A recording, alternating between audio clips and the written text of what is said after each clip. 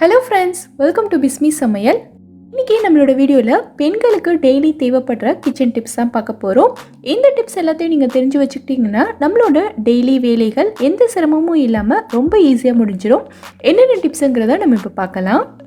நம்ம வீட்டில் வேக வச்ச முட்டையெல்லாம் பார்த்திங்கன்னா அதோட ஓடு உரிக்கும் போது முட்டையோட ஓடு வந்து நமக்கு சரியாகவே உரிக்க வராது, அங்கங்கே ஒட்டிக்கும். அது மட்டும் இல்லாமல் சில சமயத்தில் முட்டையோட சேர்த்து பிஞ்சிட்டு வந்துடும். ஸோ இந்த மாதிரி பிரச்சனைகள்லாம் இல்லாமல் முட்டையோட ஓடு வந்து நமக்கு ரொம்ப ஈஸியாக டக்குன்னு கலண்டுட்டு வரணும்னா நம்ம என்ன பண்ணணுங்கிறத பார்க்கலாம். ஃபஸ்ட்டு முட்டையை வந்து நம்ம ஃப்ரிட்ஜில் இருந்து எடுத்து உடனேவே தண்ணியில் போட்டு வேக வைக்கக்கூடாது. இதை வந்து நம்ம கொஞ்ச நேரம் வெளியில் வச்சோன்னா முட்டை வந்து ரூம் டெம்பரேச்சருக்கு வந்துடும். அதுக்கப்புறமா நம்ம வந்து வேக வச்சுக்கலாம். இந்த முட்டையை நான் கொஞ்ச நேரம் ஃப்ரிட்ஜில் இருந்து எடுத்து வெளியில் வச்சுருந்தேன். இப்போ தண்ணி வந்து நல்லா சூடாயிடுச்சு. நம்ம முட்டையை இதில் சேர்த்துடலாம். இது கூடவே நம்ம வந்து கொஞ்சமாக உப்பும் ஒரு சின்ன பீஸ் அளவுக்கு எலுமிச்சைப்பழமும் சேர்த்துக்கலாம்.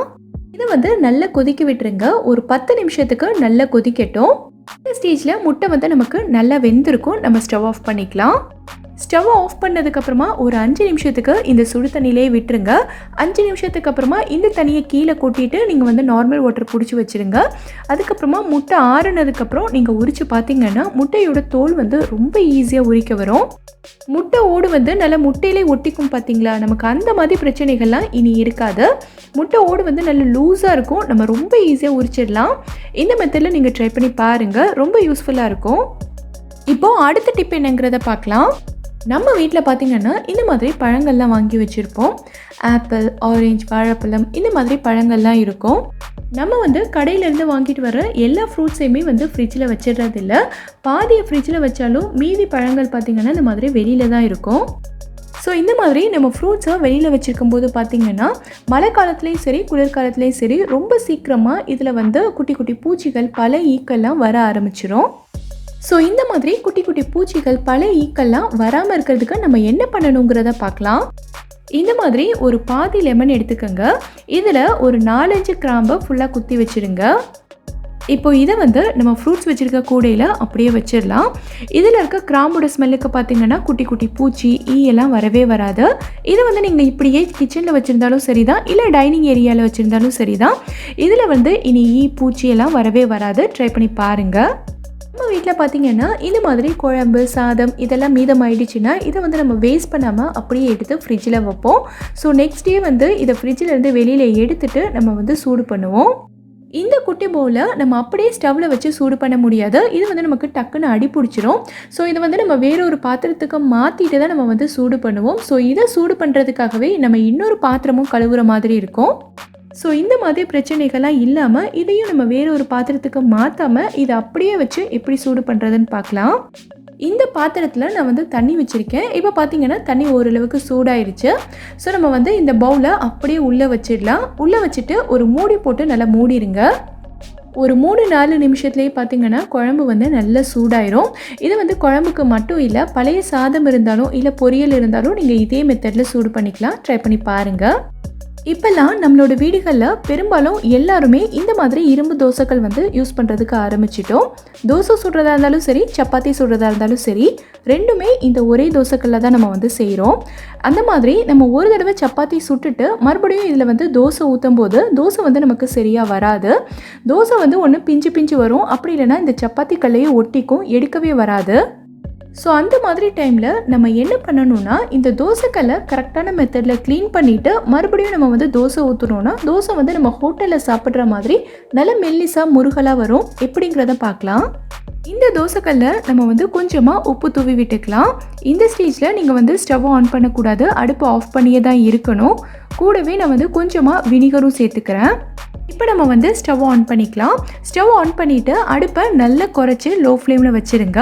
இப்போ இது கூடவே நான் வந்து கொஞ்சமாக தண்ணியும் சேர்த்துக்கிறேன். இந்த மாதிரி ஒரு பாதி அளவுக்கு லெமன் எடுத்து இந்த தோசைகள் ஃபுல்லாக நல்லா தேய்ச்சி விட்டுருங்க. நீங்கள் தேய்க்கும் போதே தெரியும், சைடில் ஒட்டி இருக்கிற எண்ணெய் பிசுக்கெல்லாம் ஒரு மாதிரி கருப்பாக கலண்டு வரும். தோசைகள் ஓரளவுக்கு சூடாயிடுச்சுன்னா நீங்கள் வந்து ஸ்டவ் ஆஃப் பண்ணிக்கலாம். ஸ்டவ் ஆஃப் பண்ணிவிட்டு இந்த மாதிரி நல்லா தேய்ச்சி விட்டுட்டே இருங்க. இப்போ பார்த்திங்கன்னா நான் இந்த அளவுக்கு நல்லா தேய்ச்சிட்டேன். இதை வந்து கழுவிட்டு வந்துடுறேன். நம்ம வந்து சோப் போட்டு தேய்க்கணுன்ற அவசியம் இல்லை, நார்மல் வாட்டரில் கழுவிட்டு வந்தாலே போதும். கழுவிட்டு வந்ததுக்கப்புறமா நம்ம வந்து ஸ்டவ் ஆன் பண்ணி இந்த தோசைக்கல்லை நல்லா சூடு பண்ணிக்கலாம். தோசைக்கல் நல்லா காஞ்சதுக்கப்புறமா இதில் இந்த மாதிரி கொஞ்சமாக எண்ணெய் விட்டு ஒரு டிஷ்யூ வச்சு இந்த மாதிரி நல்லா தேய்ச்சி விட்டுட்டிங்கன்னா தோசைக்கல் வந்து நல்லா சீசனிங் ஆகிடும். இப்போது இந்த தோசைக்கல்லில் நீங்கள் வந்து தோசை ஊற்றுனீங்கன்னா தோசை வந்து நல்லா மெல்லிஸாக கிறிஸ்பியாக வரும். ட்ரை பண்ணி பாருங்கள். இந்த மாதிரி உருளைக்கிழங்கெல்லாம் பார்த்திங்கன்னா நம்ம வாங்கி கொஞ்ச நாளையிலே குட்டி குட்டியாக முளைச்சி வந்துடும். இந்த மாதிரி முளைச்சி வந்த உருளைக்கிழங்கெல்லாம் நம்ம வந்து சமையலுக்கு யூஸ் பண்ணக்கூடாதுன்னு சொல்லுவாங்க. அதுவும் மழைக்காலம் குளிர்காலம்லாம் வந்துட்டால் போதும், இது வந்து டக்குன்னு முளைச்சிரும். ஸோ இந்த மாதிரி உருளைக்கிழங்கு வந்து முளைச்சி வராமல் இது ரொம்ப நாளைக்கு ஃப்ரெஷ்ஷாகவே எப்படி ஸ்டோர் பண்ணி வைக்கிறதுன்னு பார்க்கலாம். உருளைக்கிழங்கு ஸ்டோர் பண்ணும்போது பார்த்தீங்கன்னா இதை வந்து நீங்கள் எப்போவுமே நல்ல ஒரு காஞ்ச இடத்துல தான் வைக்கணும். சிங்க் ஏரியா பக்கத்துலேயோ இல்லைனா தண்ணி கேன் இருக்கிற இடத்துலையோ இந்த மாதிரி ஈரப்பதமான இடத்துல இதை நீங்கள் வைக்கவே கூடாது. உருளைக்கிழங்கு இருக்கிற கூடவே இந்த மாதிரி 2 ஆப்பிளையும் சேர்த்து போட்டு வச்சுருங்க. இந்த மாதிரி ஆப்பிளையும் நம்ம சேர்த்தே போடுறதுனால உருளைக்கிழங்கு வந்து அவ்வளோ சீக்கிரத்தில் நமக்கு முளைச்சி வராது. ரொம்ப நாளைக்கு ஃப்ரெஷ்ஷாகவே இருக்கும். ட்ரை பண்ணி பாருங்கள். நம்மளில் நிறைய பேருக்கு இட்லி சுடும்போது பார்த்திங்கன்னா இட்லி வந்து நல்லா சாஃப்டாகவே வராது, ஒரு மாதிரி ஹார்டாக கல் மாதிரி இருக்கும். இன்னும் சில சமயங்களில் பார்த்திங்கன்னா இட்லி வந்து நம்ம சுட்டி எடுக்கும்போது நல்ல சாஃப்டாக இருக்கும். பட் அதை வந்து நம்ம பேக் பண்ணி லஞ்சுக்கெல்லாம் கொடுத்து அனுப்பும்போது பார்த்திங்கன்னா நல்லா ஹார்டாயிடும், சாப்பிடவே முடியாது. ஸோ அந்த மாதிரி எதுவுமே ஆகாமல் நம்ம இட்லி வந்து எவ்வளோ நேரம் ஆனாலும் நல்ல சாஃப்டாக பஞ்சு மாதிரி இருக்கிறதுக்கு நம்ம என்ன பண்ணணுங்கிறத பார்க்கலாம். எப்போவுமே இட்லிக்கு ஊற வைக்கும் போது அரிசி உளுந்தோட ரேஷியோ பார்த்திங்கன்னா 4:1 தான். அதாவது 4 பங்கு அரிசி எடுத்திருந்தீங்கன்னா 1 பங்கு வந்து உளுந்து எடுத்துக்கோங்க. நான் இன்றைக்கி பார்த்திங்கன்னா இட்லி தோசைக்கு போடுற அரிசி தான் எடுத்திருக்கேன். கூடவே வந்து 1 டேபிள் ஸ்பூன் அளவுக்கு வெந்தயமும் ஊற வச்சுக்கோங்க. இது பார்த்திங்கன்னா ஒரு 4லேருந்து 5 மணி நேரத்துக்கு நல்லா ஊறணும். அதுக்கப்புறமா நம்ம வந்து அரைக்கலாம். அரைக்கும் போது பார்த்திங்கன்னா நம்ம உளுந்து தனியாக அரிசி தனியாக தான் அரைக்கணும். ரெண்டுத்தையும் சேர்த்து அரைக்காதீங்க. இப்போ ஃபஸ்ட்டு நான் வந்து உளுந்து தான் அரைச்சிட்ருக்கேன். உளுந்து வந்து நம்ம நல்லா சாஃப்டாக அரைச்சிக்கணும். ஏன்னா உளுந்து எந்த அளவுக்கு சாஃப்டாக அரைப்படுதோ நமக்கு இட்லியும் அந்த அளவுக்கு சாஃப்டாக வரும். இது அரைக்கும் போதே உங்களுக்கு தெரியும், நல்லா பொங்கி வரும். உளுந்து அரைக்கும் போது கூடவே இந்த மாதிரி 4-5 ஐஸ் க்யூப்பும் சேர்த்துக்கங்க. ஐஸ் க்யூப் இல்லை ஐஸ் வாட்டர் எது வேணாலும் நீங்கள் வந்து சேர்த்துக்கலாம். இப்போ பார்த்தீங்கன்னா உளுந்து நமக்கு இந்த அளவுக்கு நல்ல சாஃப்டாக அரைஞ்சிருக்கு. இதை வந்து நம்ம வேறொரு பாத்திரத்துக்கு ட்ரான்ஸ்ஃபர் பண்ணிக்கலாம். இப்போ வந்து நான் அரிசி போட்டிருக்கேன். இந்த அரிசியை வந்து நம்ம உளுந்து அளவுக்கு சாஃப்டாக அரைச்சிடக்கூடாது. அரிசி வந்து எப்போவுமே கொஞ்சம் கொரன்னு தான் அரைக்கணும். அதுக்காக ரொம்ப கொரன்னு அரைச்சிடக்கூடாது. நான் எடுத்து காட்டுறேன் பாருங்கள், பார்த்தாலே உங்களுக்கு தெரியும்னு நினைக்கிறேன். இந்த அளவுக்கு லைட்டாக கொரன்னு இருக்கணும். இது வந்து நமக்கு கரெக்டான கன்சிஸ்டன்சி. நம்ம இதை எடுத்துடலாம்.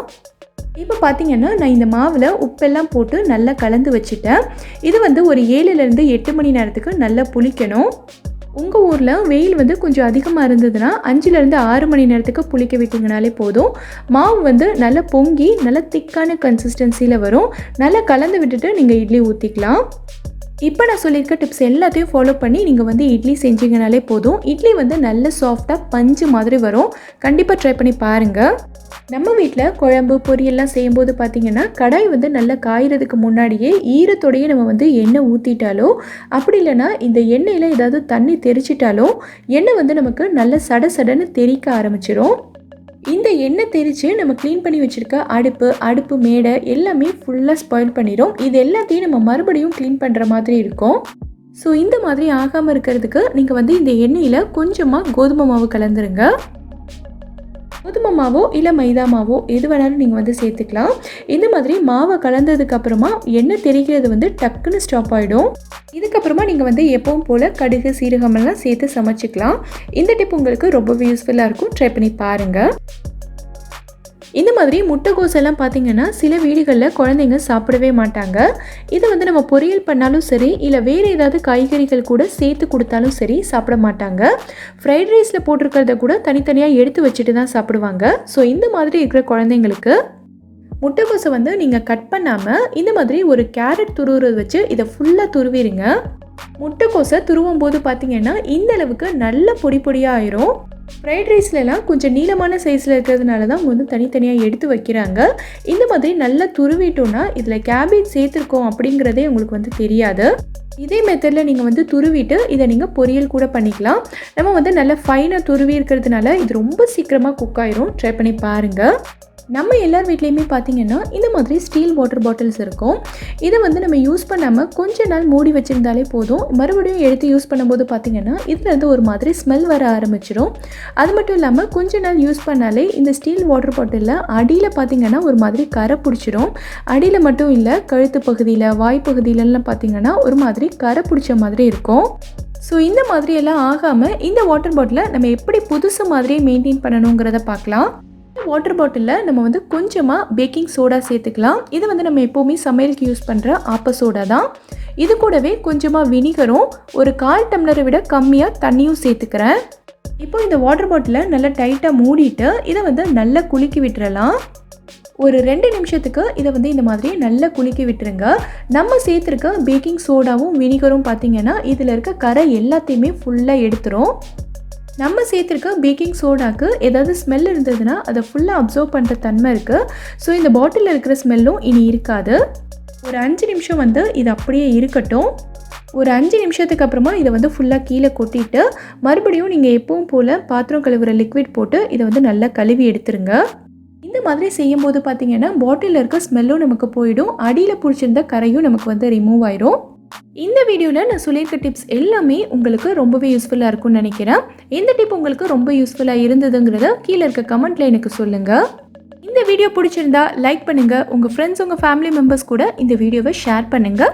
மறக்காமல் நம்ம பிஸ்மி சமையலுக்கு சப்ஸ்கிரைப் பண்ணிவிட்டு பக்கத்தில் இருக்கக்கூடிய பெல் ஐக்கானையும் கிளிக் பண்ணி அதில் ஆல்ங்கிற ஆப்ஷனையும் செலக்ட் பண்ணுங்கள். தேங்க்யூ.